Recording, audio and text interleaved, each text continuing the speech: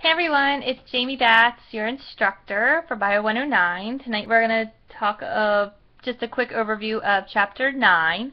And Chapter 9 is on the endocrine system, and that's all about hormones. And this chapter breaks it down pretty well. This is a huge memorization chapter. We just got off of muscles and the nervous system, which is a decent amount of memorizing, but also a lot of conceptual stuff with all the little neurotransmitters and how they work and action potentials and all that stuff. This chapter is very memorization intense. So the more you can spend time really going through making note cards and either listening to me over and over again or watching my Integrity lectures over and over again to try to get these in your head. It's a lot of memorization. So the whole idea with the endocrine system is that we're talking about little molecules that are sent out into the bloodstream from different organs, endocrine organs, and they're going to target tissues and target cells throughout the body. And that is all reviewed for you on 254, kind of showing you some of the major components, the major glands of the endocrine system there. So you should be familiar with all of those. A little process for you on 255, that's basically how a steroid hormone works. Looks like there's just 3 little steps there. Put them each on a note card, shuffle them up, summarize them, see if you can figure out what all of the steps are without looking at that picture.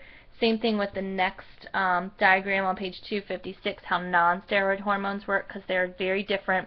One's a lipid-based molecule, one is not a protein-based molecule, so they're going to go into the cell very, very differently. So that's important to understand the difference in how that works. Then you get to the hypothalamus and the pituitary gland and the hormones there, and you get to this nice chart on page 259. What I would do with this chart is I would make a copy of it, see if you can make it bigger and fold it into columns or recreate it so that each column, you can kind of bend the paper and you can quiz yourself frontwards and backwards and all of the different ways on that paper. What do you need to know from the chart? All of it. You should know all of it. The hormones, where it's coming from, if it's stimulated from the anterior pituitary or posterior pituitary, the target cell, and then obviously what it does. And the posterior pituitary coming up, that was just anterior pituitary stuff. The little diagram there on page 261 showing you the effects of ADH, super important.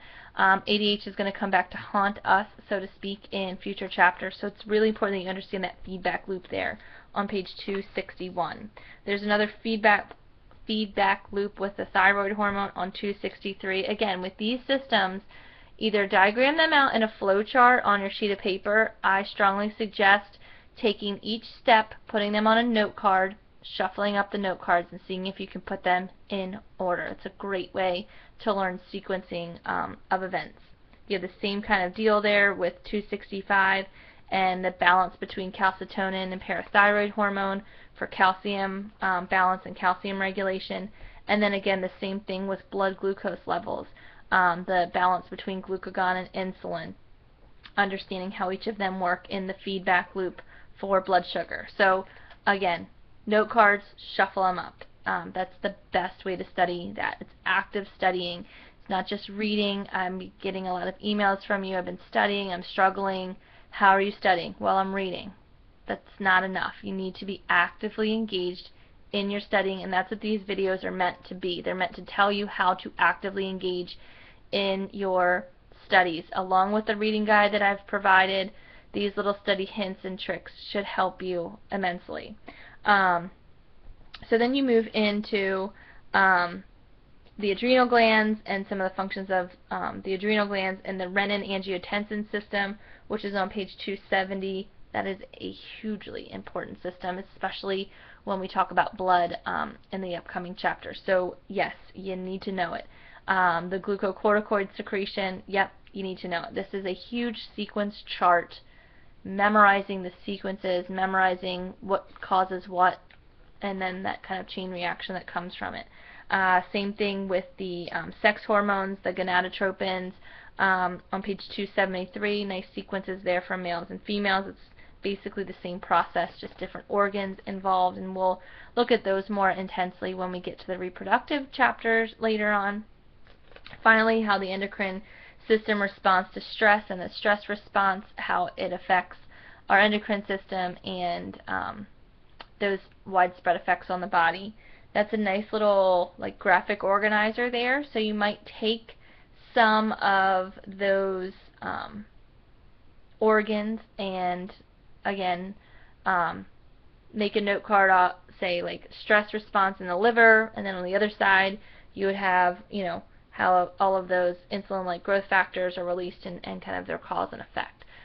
Same thing with the thyroid and cortisol from the adrenal glands. All different kind of causes and effects of that constant fight or flight when you're under stress. Finally, aging and the endocrine system. Every chapter ends with aging. The name of the game pretty much is everything slows down and stops working. Basically, your target tissues stop responding to the endocrine organs. In this graphic organizer, or picture really, on 278 and 279, shows you, goes through each organ and how it stops functioning as we get older. So keep me posted if you guys have any questions. You also have an exam this week, so make sure you get the exam done early so you can focus the rest of the week on Chapter 9, because it's not an easy chapter by any means. Let me know if you have questions, and have a good night. Bye-bye.